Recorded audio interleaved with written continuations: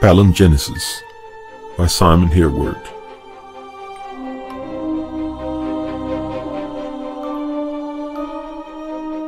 Book 1. Progeny of Hate.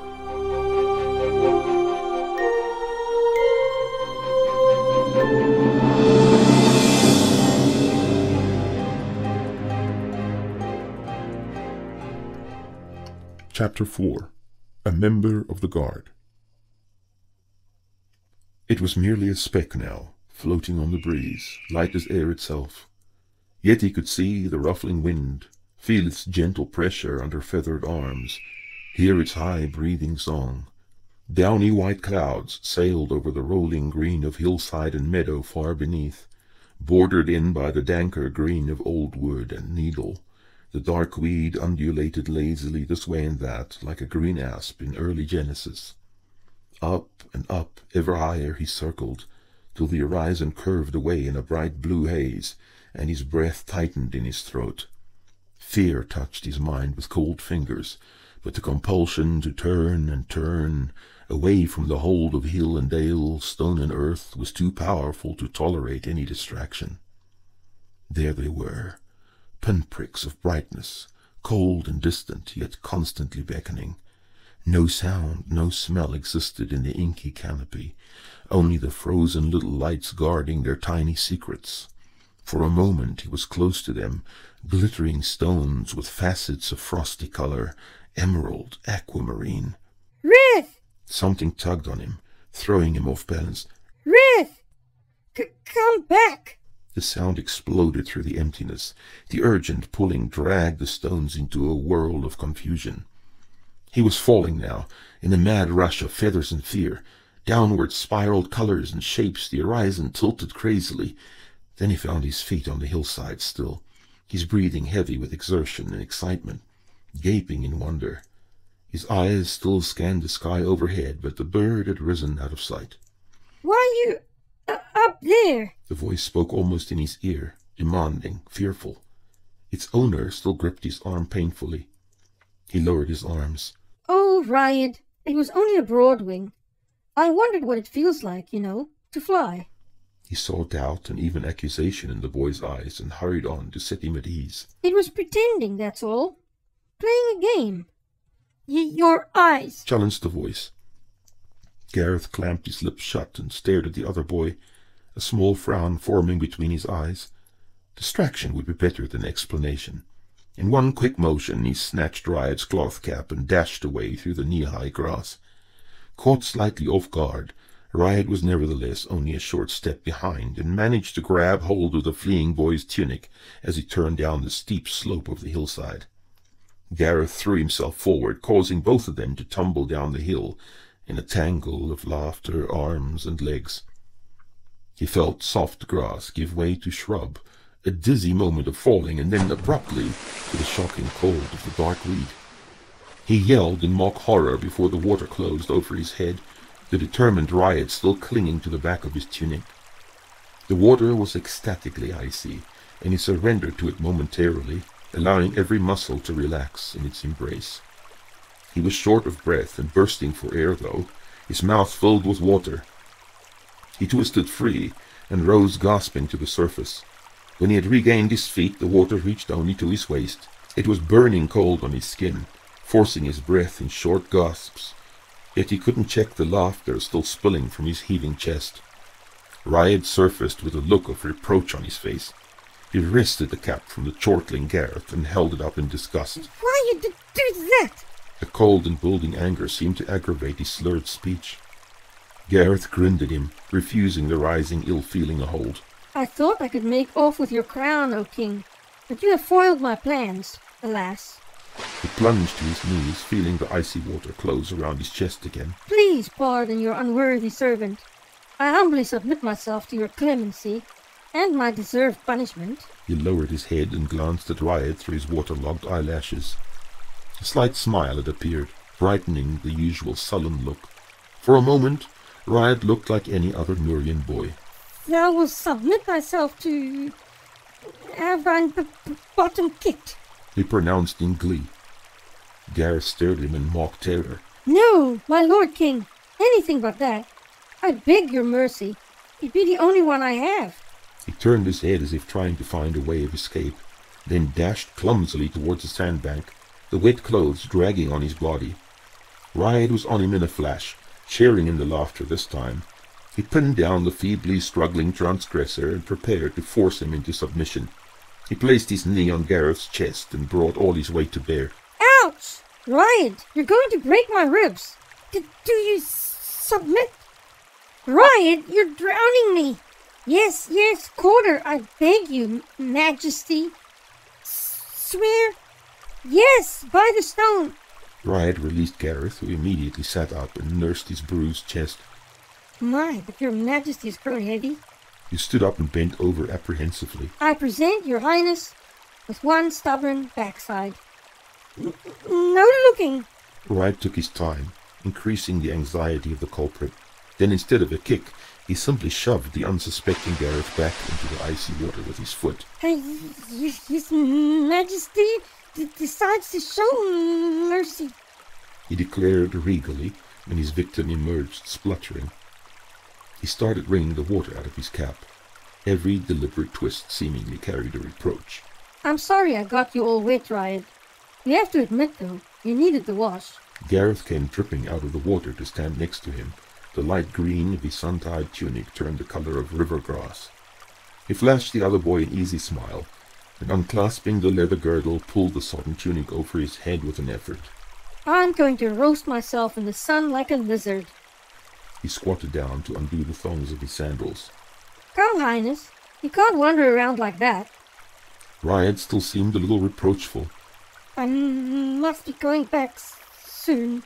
You can dry your clothes in the sun long before we have to go back. Yes? Now shall I watch the sheep? You old crumblepot. Gareth stuck out his tongue. It's past noon. The sheep are all gone to shade. He flung his sandals aside and picked a tallish shrub over which to spread his tunic. Riot reluctantly followed his example, first wringing out his clothes thoroughly. Then he stretched himself out face down on the warm white sand. For the first time, the sweltering heat of the sun-tide day was an enjoyable sensation. Gareth felt a drowsiness wash over him. Soon the heat would be oppressive again, but for now it was an overpowering comfort. He placed his chin on his clasped hands and watched the droplets from his hair disappearing into the sand. For a moment he was completely at peace. The only sound was the gentle murmur of the water further downriver, where it was channeled through stones. A ragged line of ants attempted to reorganize itself through the pelting rain from his hair. They seemed to have lost all sense of direction in the wetness. He turned on his side with a sigh of contentment, half as a ward against sleep. Riad was lying 2 paces off, his head on his arms, eyes shut. As so often before, Gareth felt an ache of pity close up his throat. One would never say, just looking at him, that this boy was worthless, that he had less value than the sheep he was looking after. His mind was slow, his speech too, like that of a little child, and not a lad of 11 or 12 cycles. Maybe that was why Gareth regarded him as someone to be protected and advised, though they had to be roughly the same age. And Riad needed protection. He was best off here in the hills, far away from the stares and curses, the mean jokes, and the occasional violence. How cruel it was, he thought, that this boy should be despised for something he had had no part in, the faithlessness of his unknown mother. The shepherd boy was not unique in his condition, which was a result of prohibited relationship. Nurians were subject to Imran's blessing, or Pelea's curse, as some had renamed the condition subject to which a Nurian woman could bear normal children only to the man of her first union. The children born from the union of a woman and any Nurian man other than her first husband would suffer from some defect. Widows were thus forced to remarry into the lesser races if they desired further issue. Nurian women who had defiled their purity prior to their union with their husbands were condemned not only to abandon their healthy firstborn, but also to a subsequent childless marriage. if the deceived husband did not prefer to annul the union. The blessing kept most Nurians from unlawful relationships, while bringing misery to the mother, child, and father, if the latter was known, caught in the cataract of youthful passion. Very few mothers did not abandon children thus born, and even fewer of these abandoned children ever found a hearth to call their own. Gareth caught himself sliding into a dream again, one that he had no wish of reliving. A flicker of movement drew him back. Riot's eyes were open, regarding him steadily. You were going. It was not an accusation this time, but a simple statement. No, I'm staying right here. His voice was as lazy as the rest of him. Riot did not reply, but merely stared, his face a passive mask. His hair was drying now, turning back to the white of withered river reeds in early leaf fall. Only a touch of incongruity surfaced in the gazing eyes, brightly blue, betraying that all was not quite well. The pupils were well-rounded and slightly large, revealing none of the feline contraction and dilation characteristic of Nurians. Gareth knew that his own eyes would display only narrow slits in the light of day, resembling those of his friend only after nightfall. If it were not for that, they might have passed for brothers, twins even, being roughly the same size and build, with the same hair and eyes, their skins turned brown like the hillmen now, at the outset of suntide. He rolled over onto his back to avoid the odd stare. The sand clung to his body like an undershirt and pair of hose that he had outgrown, protesting his movements tightly. It was so strange that this boy, that could have been him, looked just like him, had nothing or less than nothing, and he had everything. A name, a place to belong, respects of sorts, and most essentially, a father who gave him all these things. How impossible life would be without it, how frightening and unimaginable. Yet here was someone who lived it every day, cycled in and out, Raed Seth Nur, fatherless, child of the Northland only. His thoughts turned to Fengor, his father. A rough, remorseless man he was, but he commanded respect. No wonder the Aaronites had kept to their side of the sea for most of his reign, and the battles had mostly been fought on their soil. He was a true leader, a man to idolize, to follow without question, whose word would inspire heroic deeds. In truth, he had turned a little in on himself during the last cycle or two, was given sometimes to brooding and dark looks, but he could still stand tall against the whole of Myril and his people behind him. A slight breeze stirred through the grasses, hinting of far-off fields of snow and the distant leaf-fall. A shadow seemed to move with it, stealing some of the brightness of the day, leaving a memory of doubt, a fragment of bad dream. Involuntarily his mind turned to his unseen mother, her own inexplicable oddness, the glimpses he could remember of her. Finally it settled on his half-brother, Lucain. He sat up abruptly and started brushing the sand off him. Some thoughts were best left alone. Riot had turned his head away and seemed to be asleep. He had no thoughts that would darken the day. The wind carried no hidden messages to him. The ants had reformed their line and disappeared beneath one of his elbows.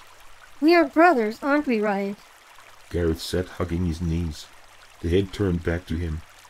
I mean, because we choose to be, not because it just happened to us. Yes. Things had always been that simple for this boy. In his heart, Gareth hoped they would remain so.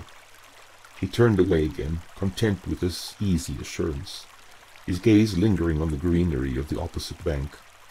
The tall needle trees, spaced almost regularly in their rough, silent ranks, screened the distant hills from view, while dark old woods and the broad-leaved airs interspersed themselves among the company, lending it an air of dignity and grace.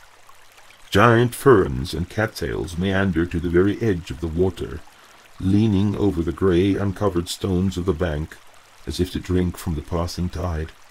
Tutors and their laws seemed very far away. A strangled cry brought his thoughts back to the present. Riot was on his feet, one hand clutching his throat, his eyes frantically searching the sand where he had lain. Near panic laced his normally anxious tone. No! Where is it? Gareth had no need to ask what it was he had lost. He joined the searching form, now shaking out his tunic in a frenzy. When this action yielded nothing, they stared at each other in shock. Realization came to them at the same time. The hillside. Gareth was away, parting the flattened grass with care, the beginning of guilt gripping his heart. If he had not been so foolish earlier. An hour passed in fruitless hunting, till they had to turn back with leaden tread and dejected aspect. Riad wore an expression of disbelief. Gareth could see that he was close to tears, and this only served to multiply his feeling of blame. They crossed the sand at the water's edge in silence, glancing here and there in anxious hope. The trinket was of little value to anyone but the shepherd boy, who wore it on a dirty string around his neck, and attributed an inordinate amount of worth to symbols and talismans of any kind.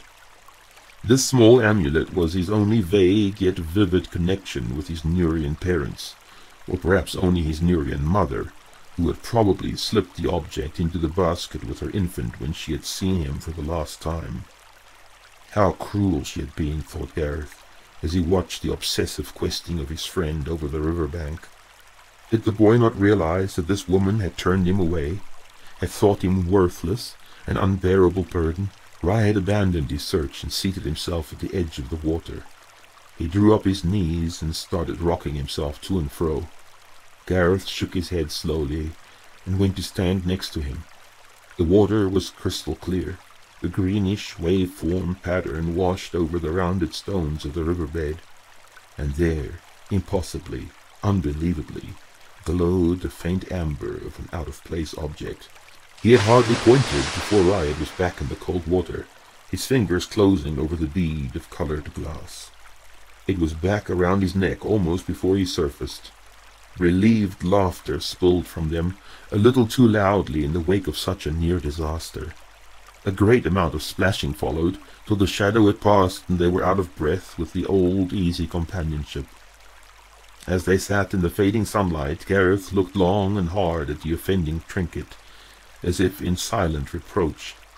It had been artfully formed in the shape of an air leaf, perhaps an inch in length, a tiny hole for the string to pass through at its base.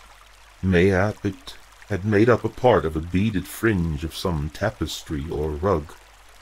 Riad's parents had to be well off to afford such finery. Perchance they were of the nobility. It could even be they lived in Belruth, willfully unaware of the boy they had condemned to misery. And here was the mark of such treachery treasured and valued by its object. Gareth vowed to himself that he would undo all this wretchedness if he ever came into a scrap of power such as his father wielded.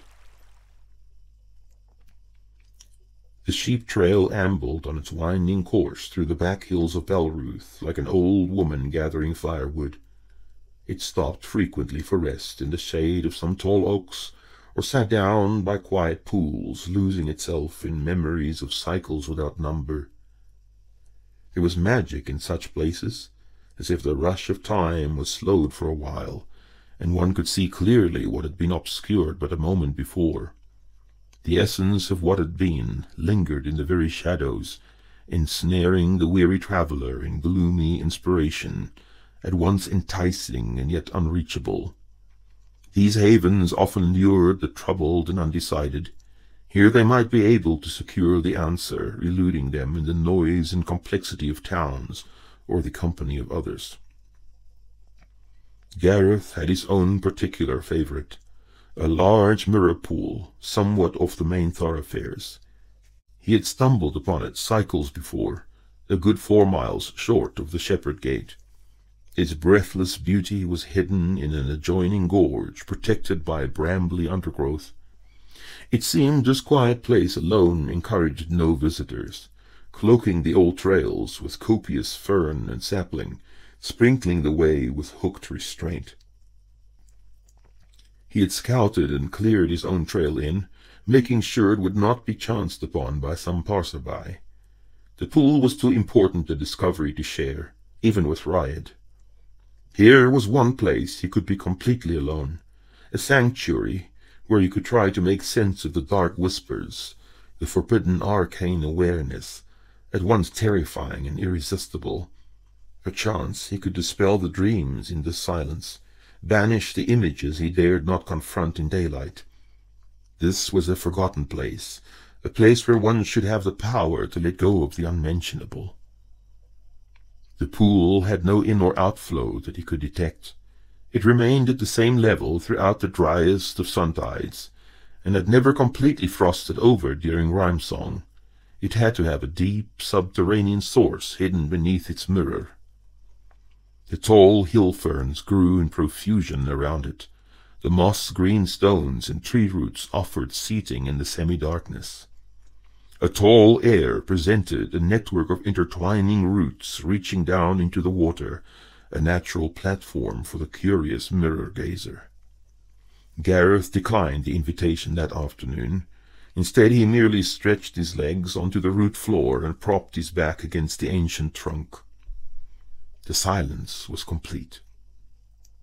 Not even the air could move in this cool, covered space. A few moments he would steal before facing the riot of Belruth again. The man was dark, much darker than any he had ever seen. His skin seemed the color of the rich soil around Store. He had the air of a seasoned warrior. Numerous scars crossed his face and forearms. He was nervous. Sweat covered his naked upper body, glistening in the torchlight. His eyes were too wide, they betrayed his fear. His waiting was suddenly over. A shadow, darker than the surrounding trees, moved up to him in swift urgency. The second figure was heavily cloaked, despite the oppressive, humid heat. He spoke in urgent whispers in a tongue Gareth could not place. It rang of wild, savage places and men who knew not the meaning of remorse or mercy. The night seemed to grow cold at the sound of those whispers, permeated with menace at once terrible and bloody. Pinpricks flowered along his temples, flowing down his body in a sickening wave. He gripped the roots painfully, willing himself back to the quiet pool. The whispering continued, increasing the nervousness of the wild man tenfold. He nodded, replied occasionally. He had a measure of intelligence. The cloaked figure handed him an object wrapped in a scabbard. To Gareth it seemed to be a blade or dagger of some sort. The wild man hesitated, and then drew the dagger partly out of its sheath. It was a metal blade, such as the Ligurians used, but decorated with an unfamiliar twisting pattern. The blade caught the flickering light of the torch, and at once Gareth could see nothing at all. Pain exploded through his head, a searing pain threatening to split his very skull. He must have cried out. He knew. He flung up his hands in an attempt to ward off the light. The whispering voice came again, viciously close to his ear. This time he could make out the meaning. "The light, Hegrek! We have a listener lurking somewhere close."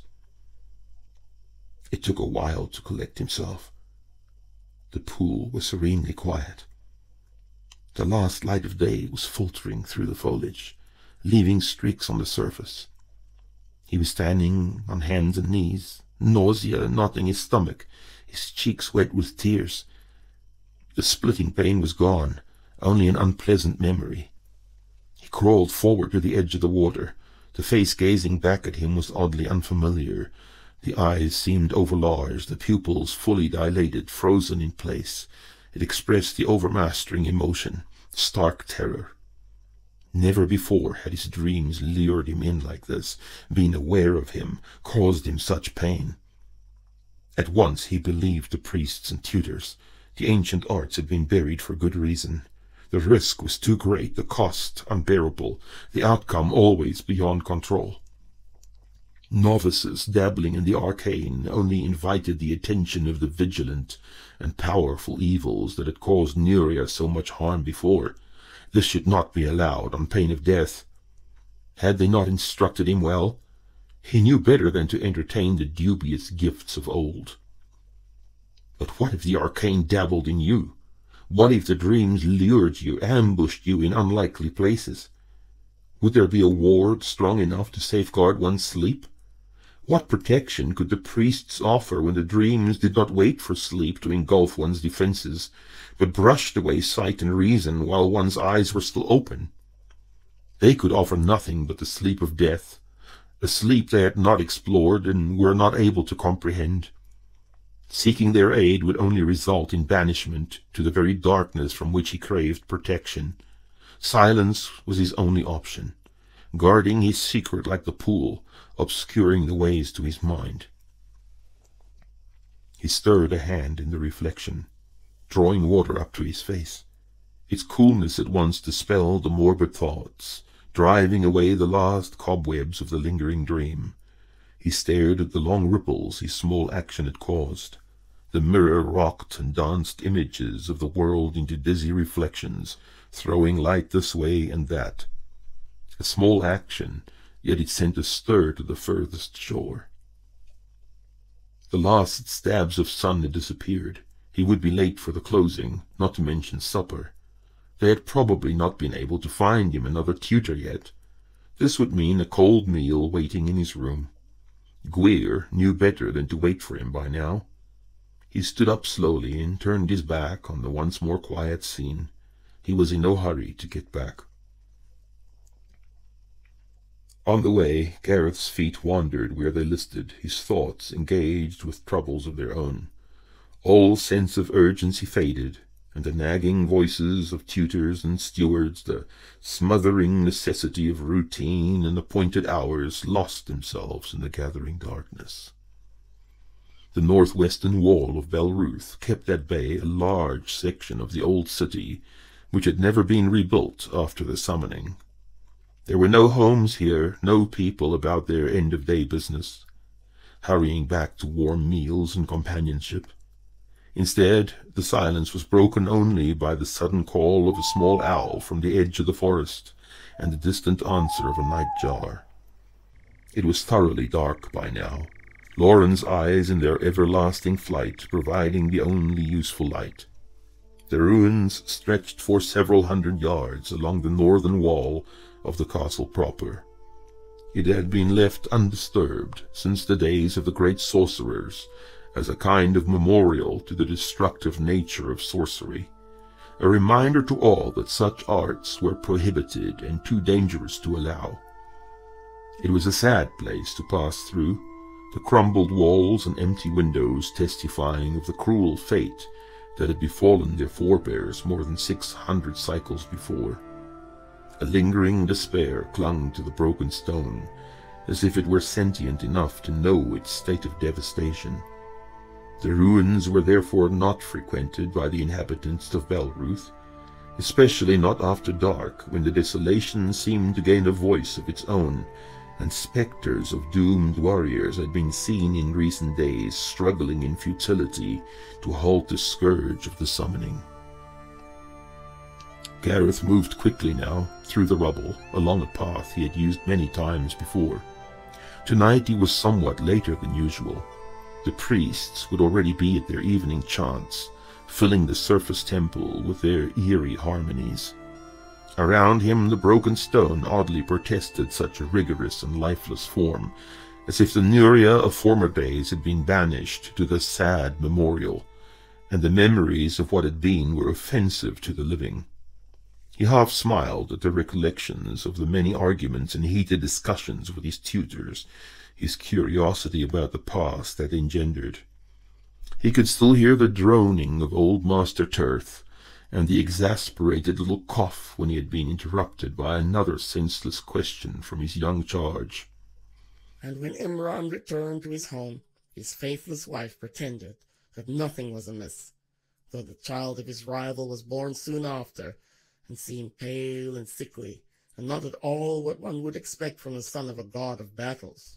The rhyme-song sunlight, cast in a pool of gold on the floor, had been pleasantly warm, and had done little to aid the lagging concentration of the student. His mind, in fact, had been travelling quite a different pathway. Did the firstborn resemble his own father? Yes. There had been a slight cough. His father was a shadow, Lauren the deceiver, who had seduced the wife of another. Did Vir resemble Imran then? Master Tirth had cleared his throat loudly. He had gained a little color. Of course, and his mother, who lost her wings only when she was exiled. And the veer on them? Do they not resemble veer? A fit of coughing had followed. The Nurians, boy, Nurians. And I know where you are going with this. If you know, why don't you answer me? Veer received the art from his father and mother, and we... Enough! Master Tirth's eyes had bulged in a crimson face. There will be no more talk of gifts and art here. A severe shaking of the finger ensued. Do you presume to know better than your masters? You will make 5 copies of the Ode to Broken Faith before morning. Or had it been the Ode to Imran's Blessing? Gareth could no longer recall. A tall tale and good humour were enough to bring him through the sheep gate without explanations to the sergeant. Now he worked his way through the back alleys towards the looming walls of the palace. He entered a deserted courtyard through a rusty iron gate, taking care not to be seen by anyone. In the deep shadows behind a pile of old roof tiles, 3 barred street-level inlets, barely large enough to let through his slender frame, gaped like stony mouths caught in sad surprise. Gareth headed straight for the grating in the middle. One of the bars here was loose, and could be removed with ease. There was no better way to enter Belruth Palace unseen.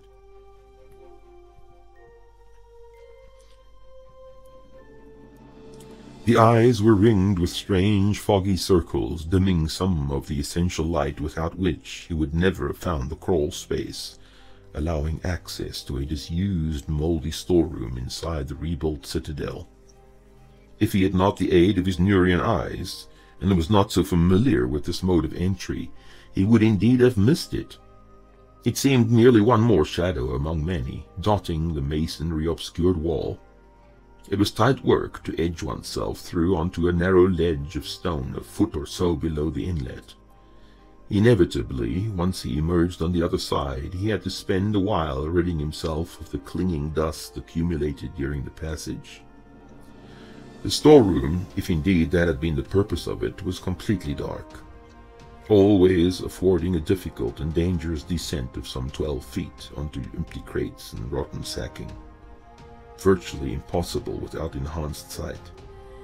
Gareth did not overly concern himself with the noise caused by this drop, since there was an abundance of rats in the lower and disused sections of the citadel, and these would most certainly be blamed if he were ever overheard. Furthermore, the point of entry was a considerable distance from the nearest frequented area. The dusty, cobwebbed air was at once familiar to him, smacking of the older tomes in which he had literally buried his nose when trying to hide a smile from an irate tutor in the ancient bookkeep. Whatever had once been stored in this room had to have decayed eons before. A stumbling exploration soon revealed the doorway, after which he felt his way through a short, angled passageway towards the dim light of a large storeroom. Even this larger room had seen little use in recent times, and the light it offered was carried there from the wall sconces of a servant's passage several dozen yards into the structure. The light here was eerie, revealing the stony roof supports, floating with dust and tiny spores. It was like wading through the murky water of a pond, as if the entire room had somehow become submerged. There was always a breathless listen before he ventured out into the servant's passage and made his way by a roundabout route to his room. He would hardly ever run into anyone till he reached the royal quarters, where the servants were often scurrying around busily at supper time. Fengor had abandoned the more formal supper arrangements since his wife refused to show herself at such occasions. He had opted for a private meal in his council room to avoid the rumors this behavior seemed to provoke. Ever since then, his sons had followed suit, taking their meals with their tutors or in their rooms as they saw fit. Gwir, the kitchen steward, had taken it upon himself to see to their well-being. Although advanced in cycles, Gwir was tireless and adamant when it came to the physical care of the royal family. He had served Fengor's father, Elberad, in a similar fashion, often making himself unpopular with the old king, owing to the fuss he had made over what was proper and correct. Gareth had barely entered the quarters when the thought of Gwir gave way to the thought of supper. He had a good appetite tonight, despite the sickening dream that often left him feeling hollow, like a sheath with the blade missing. The thought of food enough to turn his stomach. Woven carpets now covered the bare flagstones. The wall sconces were polished brass. Wall hangings depicting the glories of the past hung at intervals. He turned off the main passageway down a narrower one and ran headlong into a man coming from the opposite direction. The man recovered first. "Prince, pardon me. I have just had your meal placed in your room. I thought you might be along within the hour." This last with a chuckle. You needn't call me Prince, Gwir. That is reserved for my brother. I'm just a famous and important nothing. Gareth enjoyed baiting the old man on occasion. Things have certainly deteriorated since the old king moved on. You would be so fortunate as to be nothing, Prince Gareth. You will never be nothing. But I'll tell you this. If you're constantly late for supper, you will certainly waste away to nothing, that's for sure. The old steward was still smiling, but quite suddenly seemed to remember something and turned serious. You were not caught slipping in, were you? Slipping in? I don't... Well, I see nothing, but there is someone waiting for you in there. The dark eyes motioned towards Gareth's room. Who is it, Gwir? Gareth had dropped his voice to a whisper. Suspicions were competing with one another in his mind. Gwir raised his voice, speaking in tones the mysterious person would certainly overhear. Well, you just call on me if you need something, Prince Gareth. I'll run along now. With an exaggerated wink, he was gone, satisfied that he had paid the boy back in kind. Gareth approached the room with some trepidation. He started working on the tallest of tales to explain his absence for the entire day. Thanks to Gwir's loud farewell, he could not take too much time before entering.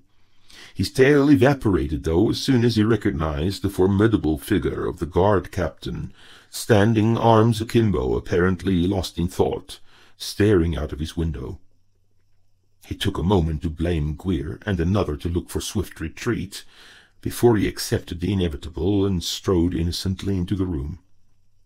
Malvor turned his head only, casting a heavy-browed gaze over the boy that at once removed all thought of trickery. Gareth was struck once more by the hard lines that had appeared round his eyes and mouth during the last 3 cycles. Certainly there could be no greater captain in any realm bordering the inland sea. He inspired loyalty and respect for authority with his mere presence, had a knack for spotting inconsistencies in reports and testimonies, and was an exceptional warrior. "You look like a peasant," Gareth said Fingor. "Where have you been all day?" At once Gareth became acutely aware of his somewhat soiled tunic and bare legs, still perchance carrying traces of river sand. It was not uncommon to go bare-legged during the 3 seasons of suntide, but then his life was somewhat different to that of the commoner. He could think of no appropriate reply, yet he had to make an effort.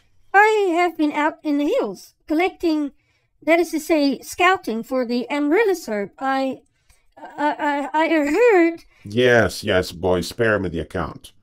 It is not enough to run wild like you do. You have to associate with that shepherd trash. Imran knows that you've been off the leash too long. Gareth felt the blood rushing to his head. Am I worthless too? Did you speak to me like that? Malvor was unperturbed. You'd better change your tone with me, boy. I'm not your father that will allow you to do as you please. Things have changed around here since you've been out on your little jaunt. He smiled coldly and pulled a scroll from his pocket. You will now answer to me directly for your every move. I will decide where you'll go and with whom you will associate, and you will be happy with it, and thank me before the cycle is out, I'll wager. He tossed the scroll carelessly over to the stunned boy, who caught it only in reflex. I'm to be presented? But that's not for another 3 cycles. Gareth had forgotten his anger in an instant. This was absurd in the extreme. Your dearest wish, I'm sure. That's the king's order there, boy. Your wild days are over. Strange, though. I half expected them to bury you in the priesthood. Don't think you have the stuff for a warrior.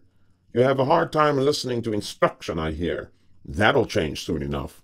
He strode to the door as if to leave. Gareth stood clasping the paper dumbly. He could not think of a reply. Make sure you see the storemaster tonight. I've instructed Hubin to wait up for you. He'll supply you with what you need and show you to your quarters. 5 days hence, I'll start you with the rest. His voice was harsh, unfeeling. You need not concern yourself with removing your things. They've already been moved. To his dismay, Gareth noticed for the first time that his chest was missing. I'm to move tonight. The shock was evident in his voice. Melvor's reply was slightly more moderate. You may take your supper here. Then go see Hubin. He's old, and he doesn't enjoy waiting. He prepared to leave. I'll make a man of you, Gareth. A man you'll be proud to be. Away from the dust and the books, the scheming politics. You'll be glad of it in the end. In a stride he was gone. Gareth tried hard to master his feelings. It had been his father's wish, not Melvor's, that had robbed him of his freedom all too soon.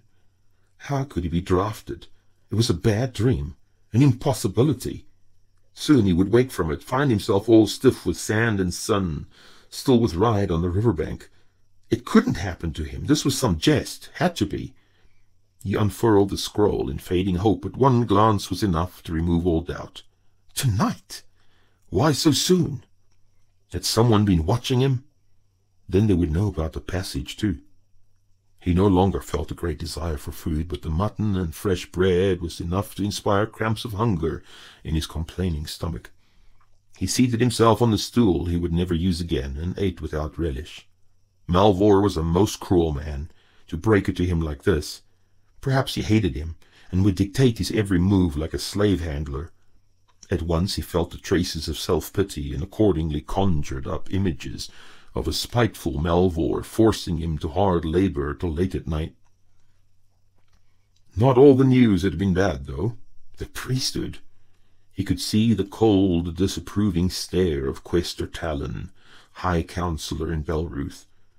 With a shudder he banished the image. What had they been thinking? He? A priest? But what, then, if not a priest? Competition for his older brother, perchance? He had never given it any thought. It suddenly did not seem such a bad fate to land in the hands of Captain Melvor, after all. If he really would be trained to use a blade at this age already, but he had his doubts. Nurians were only drafted at age 15 or 16, when the training could be commenced. This was probably just some scheme to occupy his time and prevent him from coming and going as he pleased. Nevertheless, there were worse things to be than a Nurian guardsman. He had finished the meal and was on his way to the barracks when the thought struck him. Who would explain to Riot? He would wait and wait on his hillside for his only friend to arrive, and who knew when he would be able to move about again, if ever? He simply had to find a way, even if it meant sneaking out at night. Melvor could not keep his eye on him all the time. Sooner or later an opportunity would present itself, and he could slip away on his own. What did the trainees do on 10th days? Surely they also had some occasion for resting or entertainment.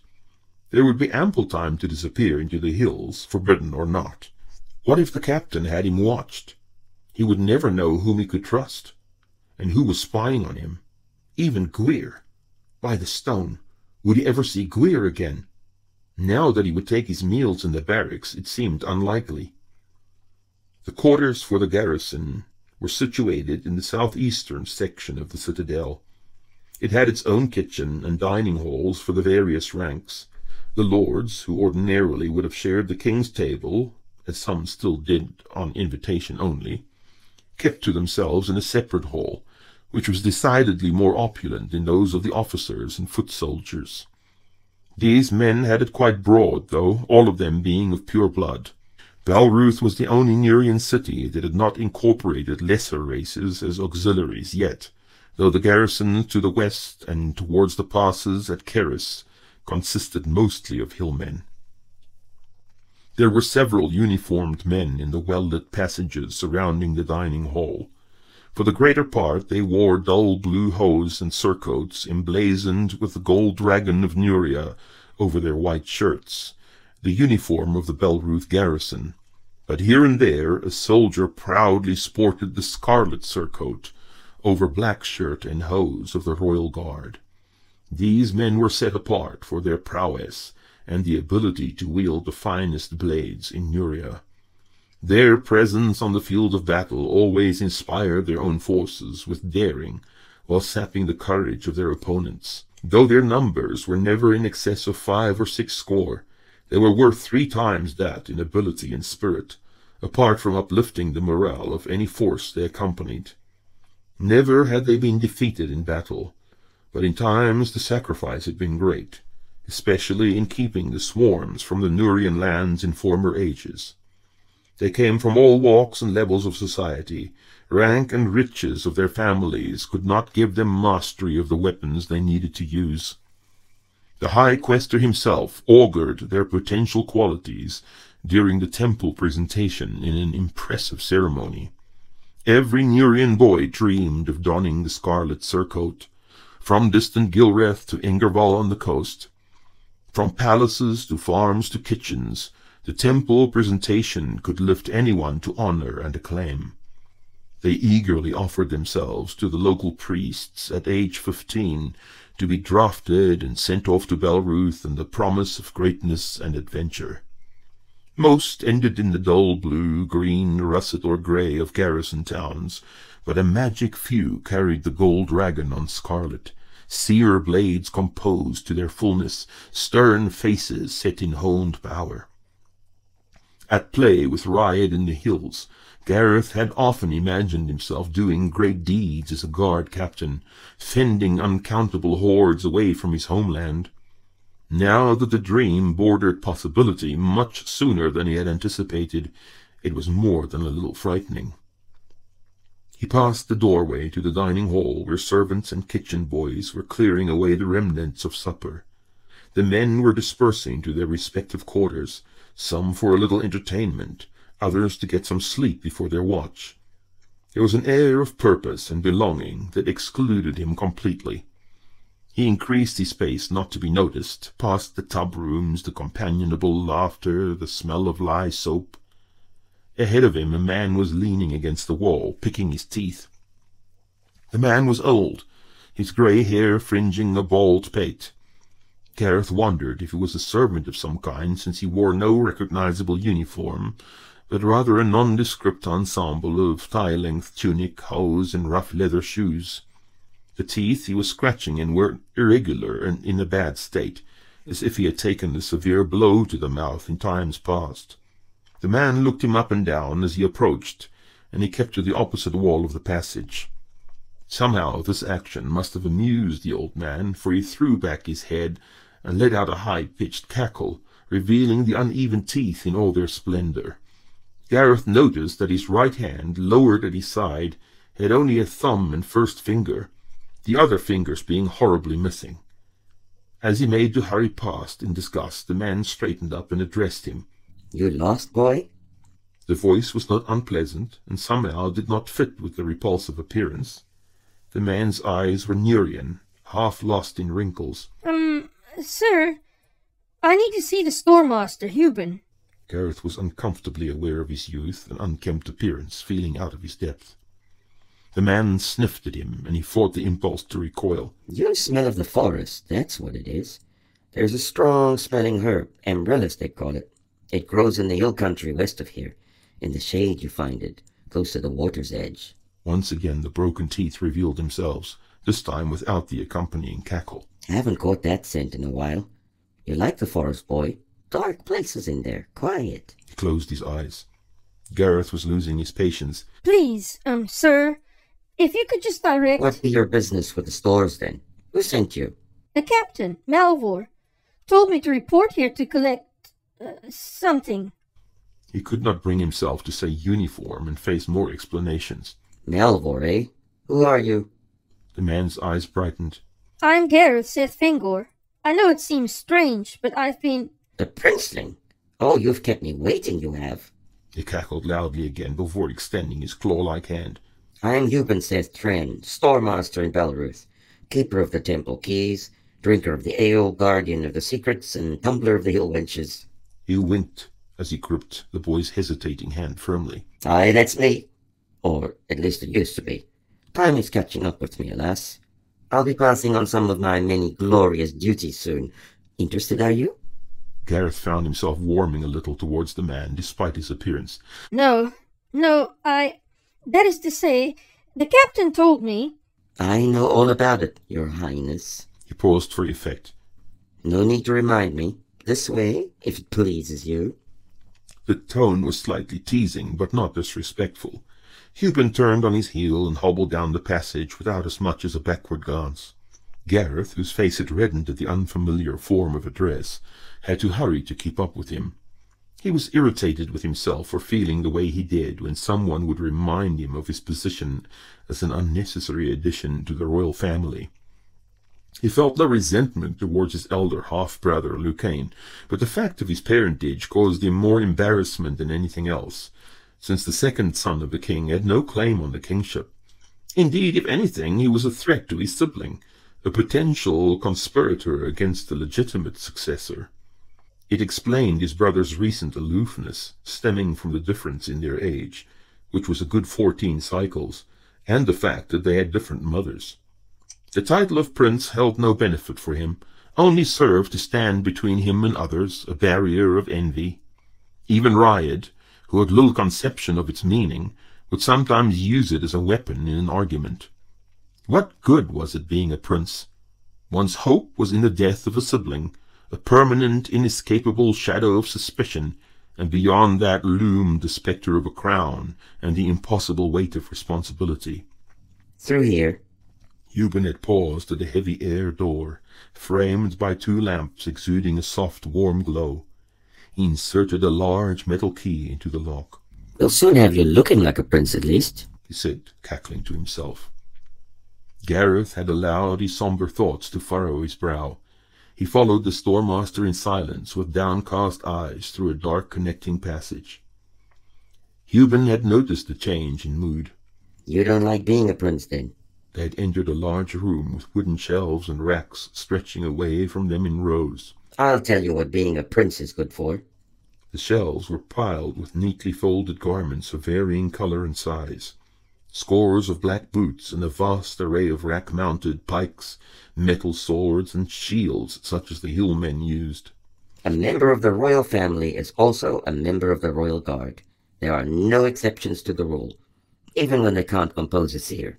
He smiled slyly. You'll be wearing the scarlet, even though you seem a little small for the guard. Extremely small. I'm not small. They pulled me in too early, that's all. To keep me out of trouble. He could not keep the resentment out of his voice. They had halted in front of a large table littered with scrolls and books, an inkhorn and quill, and a large tiger cat that was apparently asleep. Behind the table to the right, a massive tapestry of the Nurian dragon covered the stone wall. It was an impressive sight, even in the dim light, the gold thread reflecting the flicker of the lamps, the image on the scarlet field powerfully alive. You're a troublemaker, eh? Guess those days are over, if Melvor's got his eye on you. How many cycles, then? I don't keep track as I used to. 12. The voice was a little sullen. Imran's beard. Are we expecting an invasion, then? They're enlisting their babes. Hubin seemed genuinely surprised. I told you. They just want to occupy my time. It's a sin to wander the hills, they say. How could I dare to enjoy myself when everyone else has such miserable lives? Have you seen a priest? Have they, asked you some questions? Priest? Do you also think I should be a priest? I thought you said there were no exceptions. The old man hesitated. This smacks of a sudden decision to me. You must have done something terrible to have them do such a rash thing. I did nothing. They give me old dry sticks to tell me silly stories, and when I ask questions, they never speak the truth. Always they repeat the talk you hear from the priests. They could not even tell me why we are always fighting the Aaronites. Gareth broke off when he realized that the man was only half listening to him. In fact, Hubin was already mumbling to himself. I expect the High Quester will pay me a visit soon, then. He raised his voice to fill the silence.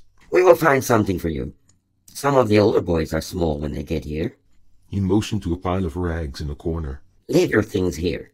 You will not be needing them again. He held his nose with his good hand. Seems to me that they belong there anyhow. A prince, eh? Dressed like a shepherd's brat. Then he hobbled over to the first line of shelving. Here you have the hose.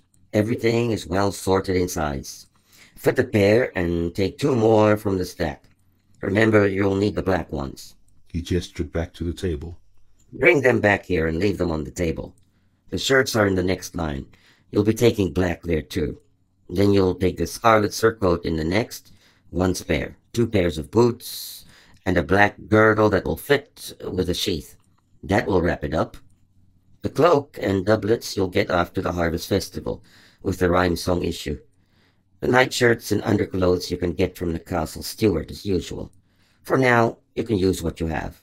Gareth had removed the outer clothes while listening to the instructions. It felt strange to leave the tunic there on a pile of discarded rags, strange to think that he would never wear it again. Euban had seated himself on a 3-legged stool at the table, and proceeded to write awkwardly with his left hand. For all his talking he seemed old and tired. The shelves were stacked with piles of hose of various sizes and colors. A bottom shelf carried neatly paired socks of matching hue, and since he would certainly need these, though Euban had not mentioned them, Gareth donned black ones from the first stack. Next he selected what he believed to be the smallest pair of black hose he could find. They were of good quality, strong and fine. He couldn't help feeling excited when he pulled them on. Soon he would be one of those proud guardsmen, strutting about. He took 2 more pairs from the stack and padded back to the table. Euban sat with his head in his hands, dozing off. His mouth was slightly open. At once he reminded Gareth of the shepherd boy, somehow vulnerable, with no one to take his part. Was he alone in his old age, perhaps? Sitting in his cold little house during the long rhyme-song evenings, slowly getting drunk on weak ale. He put the stack down a little forcibly to announce his return. The old man started a little, one elbow slipping off the table. Well? He looked the boy over. What are you standing around for, half-dressed? Can't find the shirts? No, I was just wondering. Gareth suddenly felt extremely silly. There was no way he could express what had just passed through his mind without giving offense. He quickly thought of something else to say. I was wondering how it happened. Your hand, I mean. My hand, eh? That was a nasty little clash with the sea ravens, but we don't have the time tonight for a tale of that length. I'd like to get to bed before the second watch, so if you'll help me a little there and gather the rest of your things. He pointed to the second row with his eyes. Where do you stay? In the barracks? My, you're talkative. No wonder they drafted you. No, boy, I have a little place just inside the south gate. Now get on with it. You're married then? And children? What?